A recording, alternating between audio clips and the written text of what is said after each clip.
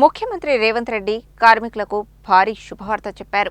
కొంతకాలంగా చేస్తున్న కసరత్తుకు అనుగుణంగా కీలక నిర్ణయం తీసుకున్నారు. కార్మికుల వేతనాలను సవరిస్తూ నిర్ణయం ప్రకటన చేశారు. ఇప్పటివరకు ఉన్న వ్యవస్థను జోనల్ కేటగిరీలుగా విభజించారు. కేటగిరీల వారీగా వేతనాలను పెంచుతూ ఖరారు చేశారు. అనేక రంగాల్లో పనిచేస్తున్న కార్మికులకు ఈ నిర్ణయం కారణంగా భారీగా లబ్ధి కలగనుందని రేవంత్ రెడ్డి స్పష్టం చేశారు. ఈ నేపథ్యంలో కార్మికుల వేతన సవరణపై ప్రభుత్వ నిర్ణయంపై కథనం. తెలంగాణ కార్మికులకు ముఖ్యమంత్రి రేవంత్ రెడ్డి శుభవార్త చెప్పారు. కార్మికుల కనీస వేతనాల పెంపుపై కేబినెట్ సబ్ కమిటీ నివేదిక మేరకు తీసుకున్న నిర్ణయాలను సీఎం వెల్లడించారు. ఈ నిర్ణయం మేరకు రాష్ట్రంలో 1,11,00,000 మంది కార్మికులకు మేలు చేసేలా నిర్ణయించారు.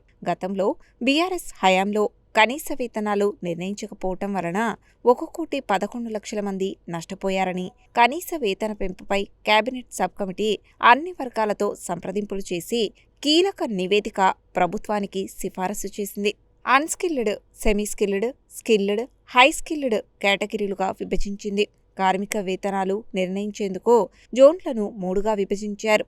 జోన్ 1 మున్సిపల్ కార్పొరేషన్లు, జోన్ 2 మున్సిపాలిటీలు, జోన్ 3 గ్రామీణ ప్రాంతాలను ఖరారు చేశారు.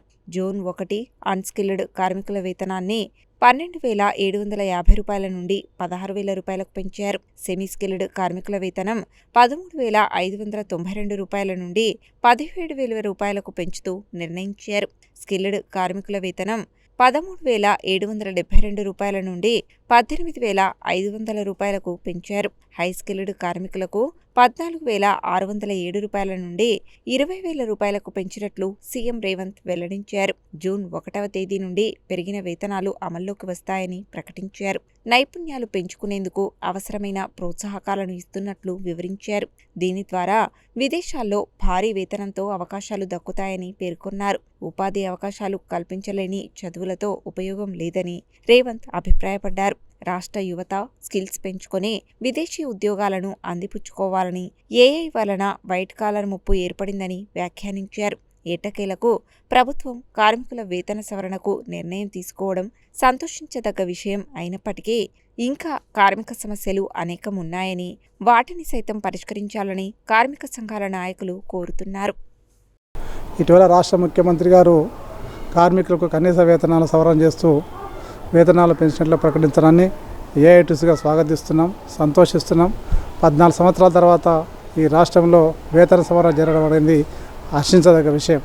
కానీ అదే సమయంలో పెరుగుతున్న ధరలకు అనుగుణంగా కనీస వేతనాల చట్టాలు అమలు చేయడంలో, అదే లెక్కించడంలో రాష్ట్ర ప్రభుత్వం కొంచెం వైఫల్యం చెందినట్లుగా భావిస్తూ ఉన్నాం.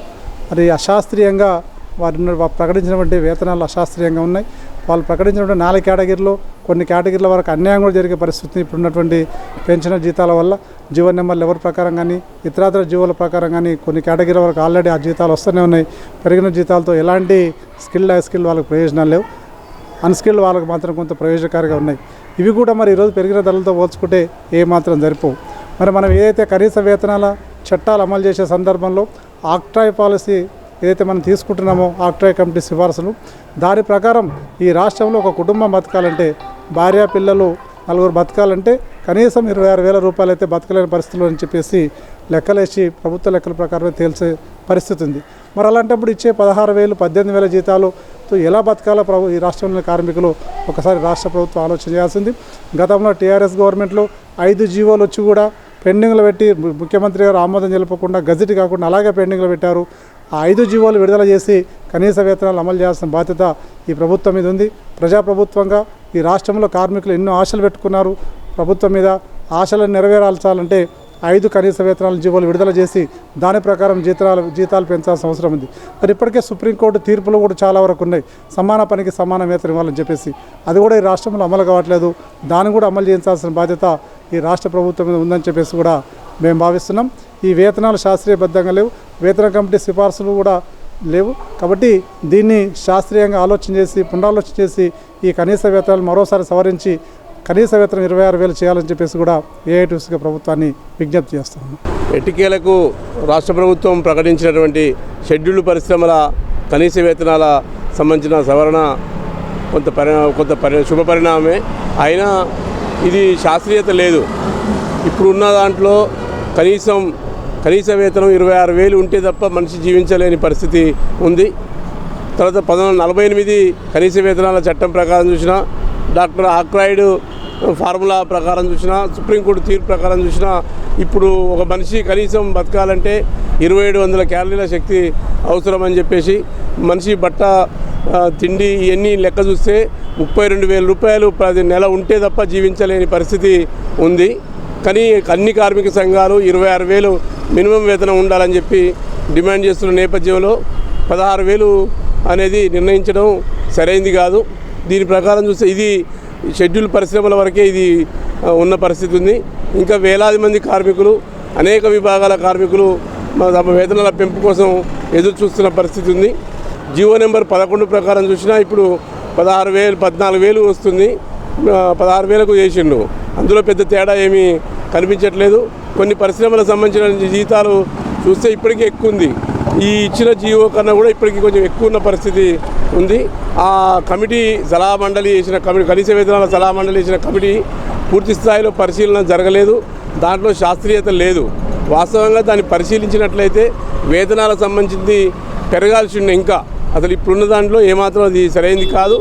ఇప్పుడు ఉన్న ఇంకా అనేక విభాగాల కార్మికులు ఎదురు చూస్తున్నారు. ఇప్పుడు మిషన్ భగీరథ సంబంధించిన కానీ, ఇటు మున్సిపాలిటీ కానీ, రకరకాల కార్మికులు అందరూ కూడా వేతనాల దానికోసం చూస్తున్నారు. ఇప్పుడు ఓన్లీ షెడ్యూల్ పరిశ్రమలకు సంబంధించిన వాటిని ప్రకటించారు. మిగతా వాళ్ళందరికీ కూడా ప్రకటించే ముందు కార్మిక సంఘాలతో కూడా దాని సంప్రదింపులు జరపాలని మేము సిఐటియుగా డిమాండ్ చేస్తున్నాం. మంత్రులతోటి, అధికారులతో కమిటీలు కాకుండా కార్మిక సంఘాల నాయకులతో కమిటీలు వేసి అందులో లోటుపాట్లు చర్చించాలి. ఈ డాక్టర్ ఆక్రాయిడ్ ఫార్ములాను ప్రతిపాదనలోకి తీసుకొని వేతనాలు పెంచాలని చెప్పేసి సిఐటియుగా మేము డిమాండ్ చేస్తూ ఉన్నాం.